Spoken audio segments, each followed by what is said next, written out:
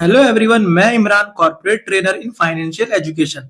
आज हम लोग NISM 5A mutual fund distribution exam में आने वाले रिपीटेड क्वेश्चन डिस्कस करेंगे।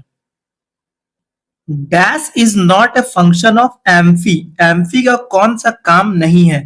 Representing the mutual fund industry to the government, RBI, undertaking studies and research of the mutual fund industry, undertaking investor awareness program, conducting certification exam for mutual fund distributor. इसमें से कौन सा function amphi का नहीं है? तो option देखते हैं और समझते हैं। Representing the mutual fund industry to the government, ये तो फंक्शन है। Undertaking studies and research of the mutual fund industry, ये भी फंक्शन है। Undertaking investor awareness program, investor awareness program भी चलाता है, नॉलेज देता है, रिसर्च देता है। तो 2 और 3 भी ऑप्शन है। But conducting certification exam for mutual fund distributor, ये फंक्शन नहीं है क्योंकि ये एनआईएसएम एग्जाम कंडक्ट करवाता है। तो इसका राइट आंसर है conducting certification exam for mutual fund distributors. Mutual fund distributor बनने के लिए जो एग्जाम होता है एनआईएसएम सीरीज 5 पे, वो एमफी नहीं कंडक्ट करता, वो एग्जाम कंडक्ट करता है NISM, national institute of securities market. AMFI क्या होता है? एमफी का रोल होता है म्यूचुअल फंड इंडस्ट्री को प्रमोट और रेगुलेट, सपोर्ट करना। इसका मेन फंक्शन है इंडस्ट्री को रिप्रेजेंट करता है, रिसर्च एंड स्टडीज प्रोवाइड करता है और इन्वेस्टर अवेयरनेस प्रोग्राम कराता है। म्यूचुअल फंड डिस्ट्रीब्यूशन एग्जाम की बात करें तो वो कौन और सा ऑर्गेनाइजेशन कराता है? एनआईएसएम। इंडस्ट्री एसोसिएशन की बात करें, रिसर्च स्टडीज इन्वेस्टर अवेयरनेस की बात करें तो एमफी करवाता है। और मार्केट रेगुलेट कौन करता है? म्यूचुअल फंड को रेगुलेट कौन करता है? सेबी करता है। How will the AMC and RTA agent process an application for subscribing to mutual fund units if the ARN is wrongly mentioned in it? अगर म्यूचुअल फंड एप्लीकेशन फॉर्म में ARN गलत लिख दिया गया है तो AMC या RTA उस एप्लीकेशन को कैसे प्रोसेस करेगा? ऑप्शन है it will be processed as a direct plan application, it will be rejected as a incomplete application, it will be considered as an incomplete application and sent back to for completion. It will be treated as a regular plan subjected to the error being corrected in the requirement time frame. तो ये हम लोग पढ़े हैं कि required time frame में उसको correct करना पड़ता है। तो इसका राइट आंसर है it will be treated as a regular plan subjected to the error being corrected in the required time frame. Application regular plan के अंडर प्रोसेस होता है। एएमसी आरटीए इन्वेस्टर या डिस्ट्रीब्यूटर से करेक्ट एआरएन कोड मांगता है। Time limit जो इसका होता है वो 13 डेज होता है। अगर 30 दिन के अंदर करेक्शन हो जाता है तो एप्लीकेशन रेगुलर प्लान ही रहेगा। अगर 30 दिन के अंदर करेक्शन नहीं होता है तो एप्लीकेशन डायरेक्ट प्लान में कन्वर्ट कर दिया जाता है। Dash will help the investor understand the suitability of a mutual fund scheme to them. कौन सी चीज इन्वेस्टर को समझाने में हेल्प करती है कि म्यूचुअल फंड स्कीम उसके लिए सुटेबल है या नहीं है? ऑप्शन है product level, standard deviation and beta, tracking error and alpha of the scheme. तो इसका राइट आंसर है product level.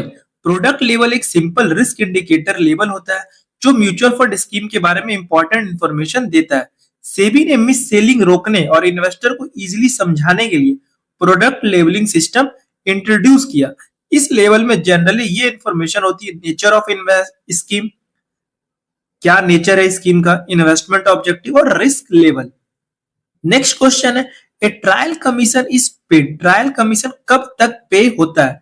As long as the investor stay invested in the mutual fund scheme, when the investor invested into the mutual fund scheme, when the investor exits the mutual fund scheme. Trial commission means no commission. तो अगर option को अच्छे से देखेंगे ये trial commission कब मिलता है? As long as the investor stay, मतलब जब तक इन्वेस्टर इन्वेस्टेड है तभी डिस्ट्रीब्यूटर को कमीशन मिलेगा। तो इसका राइट आंसर है 1 नंबर। इसका राइट आंसर है as long as the investor stays invested in the mutual fund scheme. Distributor को रेगुलर ऑनगोइंग कमीशन मिलता है जब तक इन्वेस्टर का पैसा फंड में इन्वेस्टेड रहता है। ये कमीशन एयूएम का एक स्मॉल परसेंटेज होता है। अगर ट्रायल कमीशन का बात करें कैसे कैलकुलेट होता है, अगर एक दिन का ट्रायल कमीशन कैलकुलेट करना तो जो एयूएम है उसमें अगर इनटू करेंगे ट्रायल कमीशन रेट को और डिवाइड बाय 365। एग्जांपल में समझते हैं आपके पास 1 लाख यूनिट है और एनएवी पर यूनिट है 10, तो वैल्यू क्या हो जाएगा? एनएवी इंटू यूनिट, यानी 10 लाख आपका वैल्यू हो गया।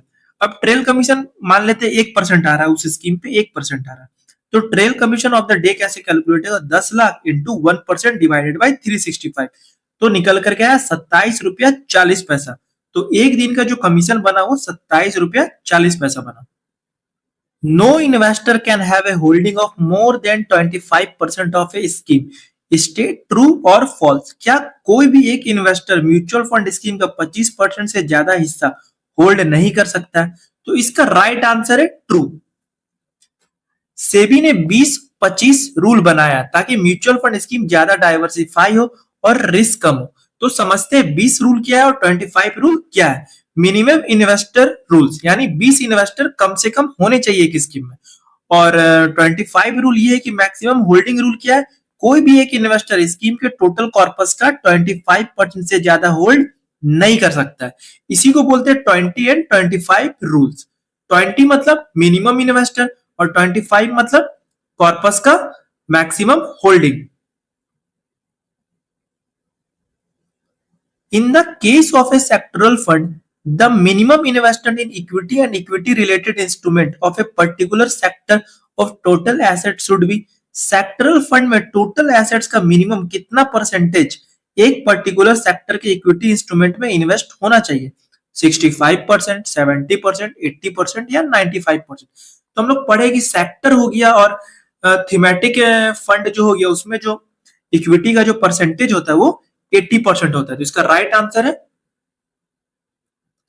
80%। सेक्टर फंड एक ऐसा फंड होता है जो एक ही सेक्टर या थीम में इन्वेस्ट करता है, जैसे बैंकिंग हो गया, आईटी हो गया, फार्मा, इंफ्रास्ट्रक्चर, पावर। सेक्टर या फिर थीमेटिक फंड का मिनिमम 80% एसेट्स इक्विटी और इक्विटी रिलेटेड इंस्ट्रूमेंट में इन्वेस्ट करना होता है उस पर्टिकुलर सेक्टर या थीम के अंदर।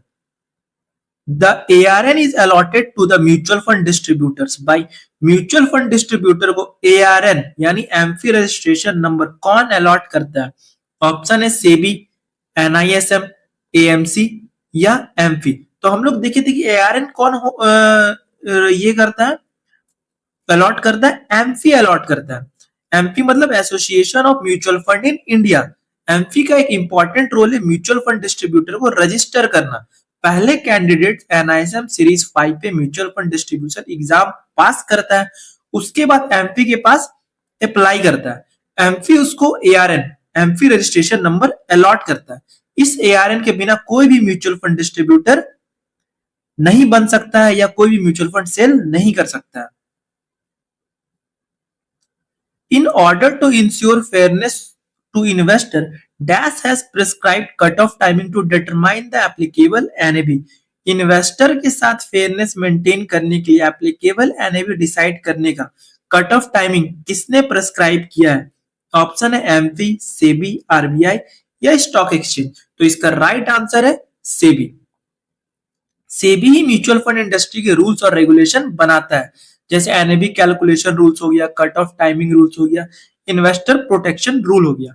अगर कट ऑफ टाइमिंग की बात करें तो इक्विटी, डेट, हाइब्रिड और बैलेंस फंड में अगर बिफोर 3 PM इन्वेस्ट किया जाए तो सेम डे का NAV मिलता है, और अगर आफ्टर 3 PM इन्वेस्ट किया जाए तो नेक्स्ट बिजनेस डे जो होता है उस दिन का NAV मिलता है। और सेल करने पे बिफोर 3 PM अगर सेल करेंगे तो सेम डे का NAV मिलेगा, और आफ्टर 3 PM सेल करेंगे, रिडक्शन लगाएंगे तो नेक्स्ट डे का NAV मिलता है। Liquid fund and overnight fund में अगर 1:30 बजे से पहले परचेस करते हैं तो प्रीवियस डे का NAV मिलता है, और अगर 1:30 बजे के बाद परचेस करते हैं तो सेम डे का NAV मिलता है।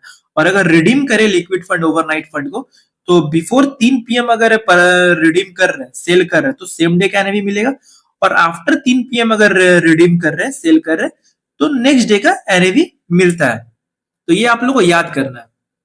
Identify the true statement. The Indian inheritance law are not applicable to mutual fund unit holders। दूसरा ऑप्शन है a power of attorney cannot make or changes nominee in a mutual fund। Indian inheritance law mutual fund unit holder पर apply नहीं होते। ये तो गलत है क्योंकि अप्लाई तो होते हैं, तो ये फॉल्स है, ट्रू नहीं है। A power of attorney can not make or changes nomination in mutual fund, ये ट्रू स्टेटमेंट है, कैन नॉट, वो चेंज नहीं कर सकते। तो इसका राइट आंसर हो जाएगा only 2 is true। Indian inheritance law mutual fund investor पर अप्लाई होते हैं, इसलिए ये ऑप्शन फॉल्स है। अगर इन्वेस्टर ने नॉमिनी ऐड नहीं किया और उसकी डेथ हो गई तो mutual fund units legal heir को मिलते हैं। ये ट्रांसफर इनहेरिटेंस लॉ के अकॉर्डिंग होता है। स्टेटमेंट टू ट्रू क्यों है? म्यूचुअल फंड रूल्स के अकॉर्डिंग पीओए होल्डर को नॉमिनेशन रिलेटेड चेंजेस करने की परमिशन नहीं होती, क्योंकि नॉमिनेशन इन्वेस्टर का पर्सनल डिसीजन होता है। अगर आप म्यूचुअल फंड एग्जाम की प्रिपरेशन कर रहे हैं तो हम आपको सिर्फ एग्जाम के लिए नहीं बल्कि पूरी जर्नी के लिए प्रिपेयर करते हैं। ट्रेनिंग, मॉक टेस्ट और प्रैक्टिकल गाइडेंस के साथ एआरएन के बाद का रियल गेम एयूएम बिल्ड करना होता है, और उसमें भी हम आपको स्टेप बाय स्टेप गाइड करते हैं।